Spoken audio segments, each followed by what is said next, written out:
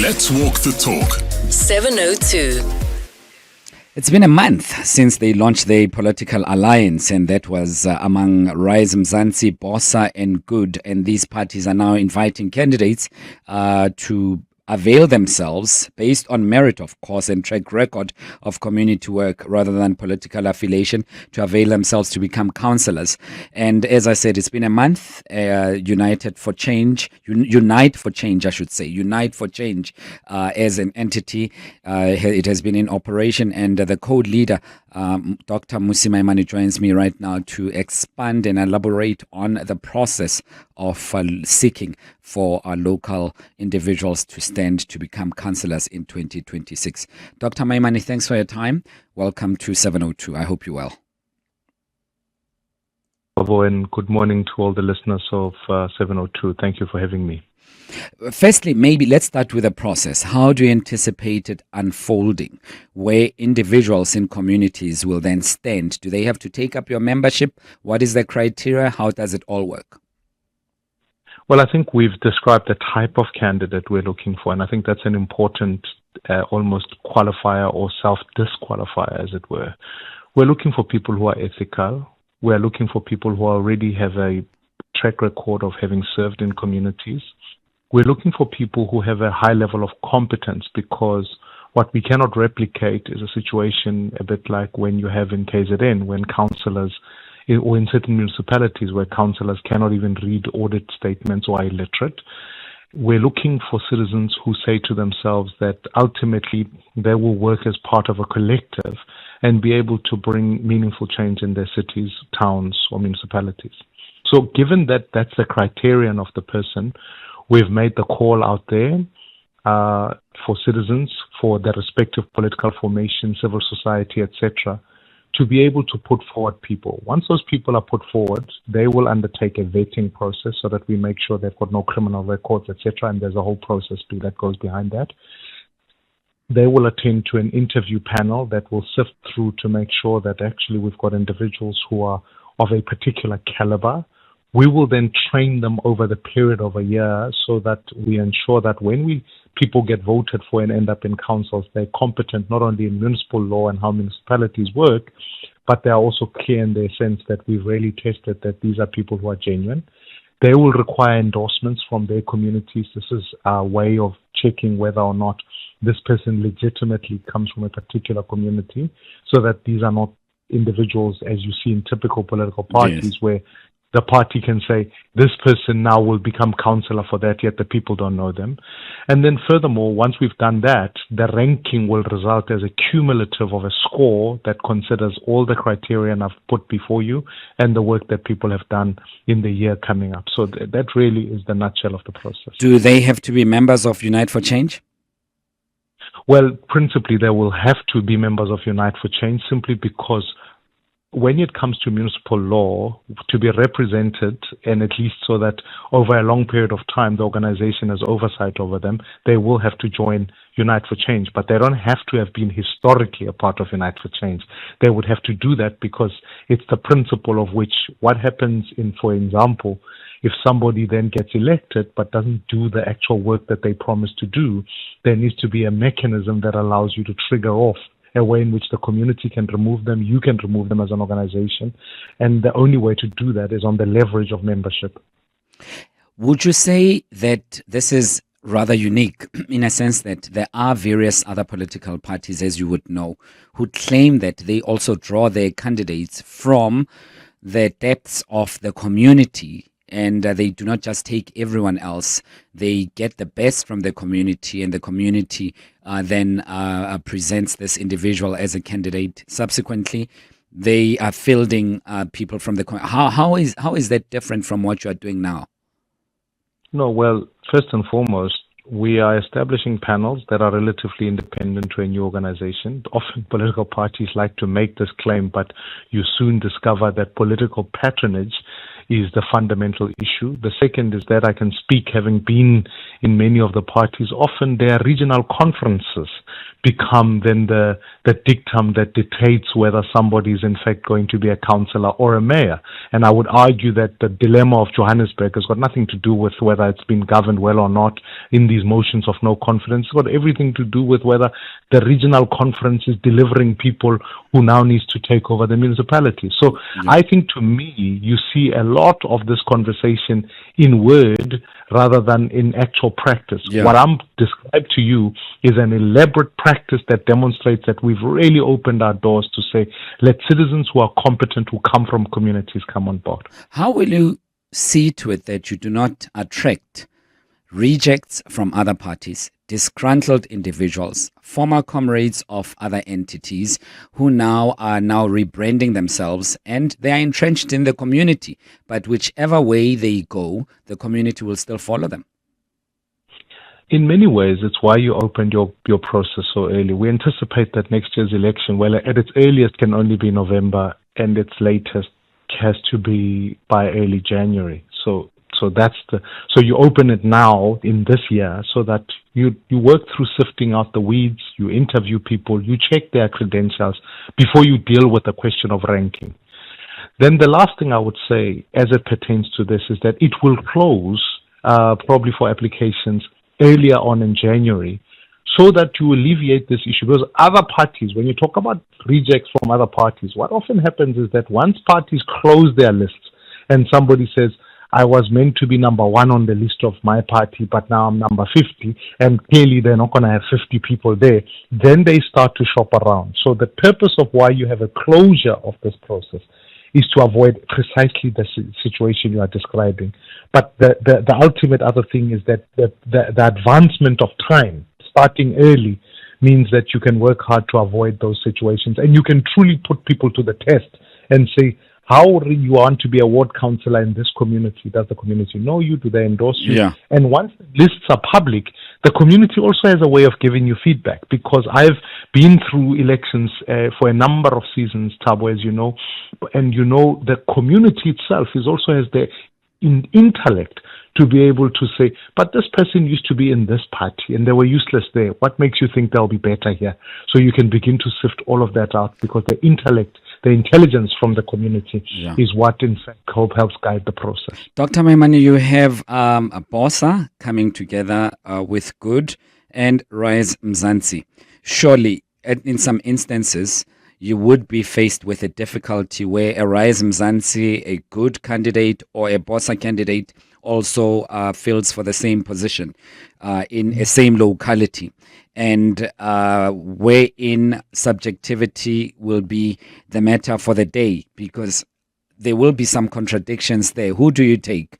A very good candidate, and there's a BOSA candidate, there's a Rise Mzansi candidate in the same locality. How are you going to deal with it? And I don't mean to be facetious about it, but it's a serious issue because you have 3 parties coming together. And I would assume that Good or BOSA or Rise would want their original Rise Mzansi candidate to push through over a BOSA candidate. Have you thought about that? How are you going to ventilate it? I mean, let me first of all say that the question you put forward is an important one and a very good problem to have. You want to have competition of the best rather than scraping the bottom of the barrel with corrupt people who are trying to kill each other for positions. You actually want that. So I want to say it's a problem I want to welcome. The worst problem I would have is when you end up in spaces when none of the parties or civil society organizations or additional parties that we're dealing with don't have candidates there, that you end up having to go beg. No, the problem you've described is exactly the problem you want.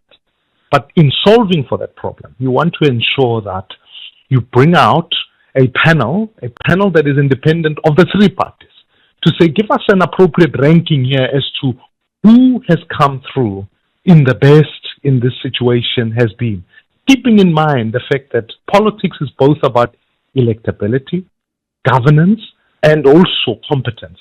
So that ultimately you want somebody who, as they are well known in the community, they must be electable and they can go from there. So I think the ranking mechanism will be done in such a manner that we will achieve in this instance, Yeah. the best list. And of course, it's going to be about, it's not just horse trading to say, here are my comrades, where are your comrades, who are these people? It's about really genuinely saying the candidate, the best candidate who is going to win, govern best, and represent the community. That's who should win. And we should rather be less obsessed about what their historical party is. We should be more obsessed about what the community in fact wants. And you are leaving that to an independent committee or panel to sift through that. It has to be that way. Otherwise, you'll end up in a space where you've got people in Unite who say, well, my representation starts at this party, and then you federate your list, which is not what we're trying to do. We want a list for Unite for Change that is representative of that. Then speak a bit about the independence of that committee. How do you recruit them? Because it's well and good to say things are independent, but unless you really dissect it, that's when you get to whether it's independent or just a facade of that.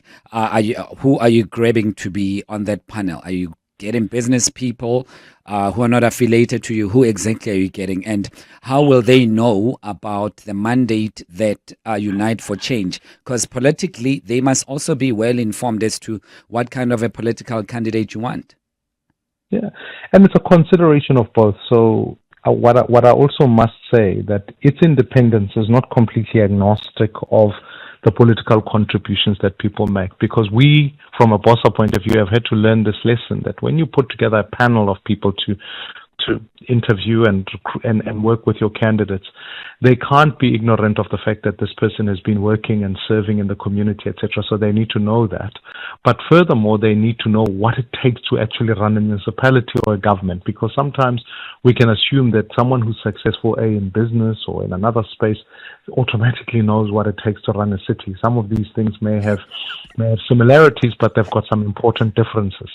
But thirdly, is that you want to make sure that as you bring people on this panel, we are working hard to go into various structures and really individuals of caliber. So the work will be put together to put these panels together. Or they will be convening over the January-February period to give us a sense as to where we go. But there's also equally so a rubric with which they are guided by, which I've already indicated that it's not only the person's academic work, it's community involvement, it's also their own ability to understand municipal governance. There's already a rubric that has been put together so that people are not being interviewed about whether they've been on television, not necessarily knowing what it takes to run a government.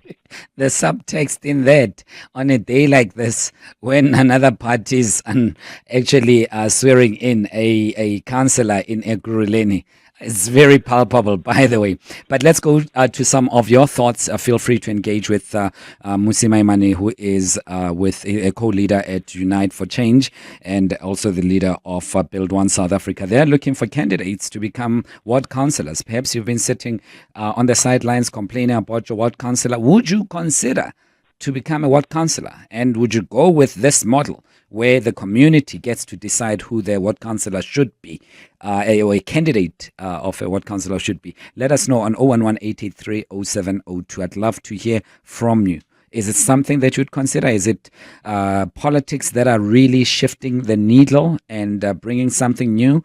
This is what you're looking forward to, as opposed to a party presenting just their list and saying, vote for us and we'll decide who becomes a councillor. I'd love to know from you.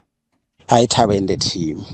My question to Dr. Maimane is, what is the role of these ward councillors? Personally, I don't see the importance of these ward councillors, because you cannot expect service delivery from someone who doesn't have got a budget. How can you get service delivery from someone who doesn't have got a budget? I think what I've learned about them, they can just send these WhatsApps informing the public about the best pipe along Jan Smart. Anyone can do that. You don't need to be paid to do that. A WhatsApp group can do that. David. Dr. Maimane? That's a very important question, because it also indicates the fact that we've reduced ward councillors to simply being, if you like, hotlines for complaints. In the law that has been established for local government, it is designed that local government works on the back of an integrated development plan. Each ward councillor has the ability to be able to say, forget that there's a burst water pipe. What does the community here need?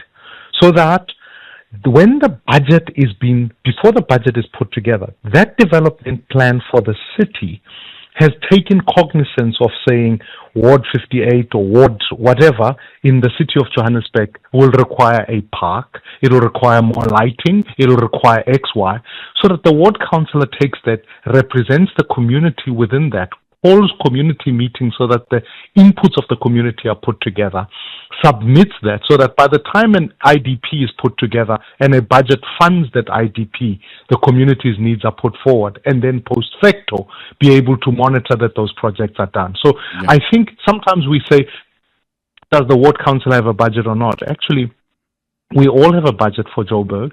What we need to know, and I'm speaking about Joburg because that's a big municipality coming forward, but it actually has to do with the fact that ward councils have a very important role in not only representing people when issues arise, but representing people in the planning and the development of a city, sure, as a ward-based planning model comes from. I'm speaking to Dr Mmusi Maimane, co-leader for Unite for Change, and they are calling community members to come forward so that they can stand as potential councillors for their particular locations. Let us know for their wards, rather, if you will. Let us know if it's something that you would be interested in. 011-883-0702. William, you are in Pretoria. Welcome. Good day to you and to Dr. Maimane. I hope I'm audible. Am I audible? Loud and clear. The floor is yours. Yeah.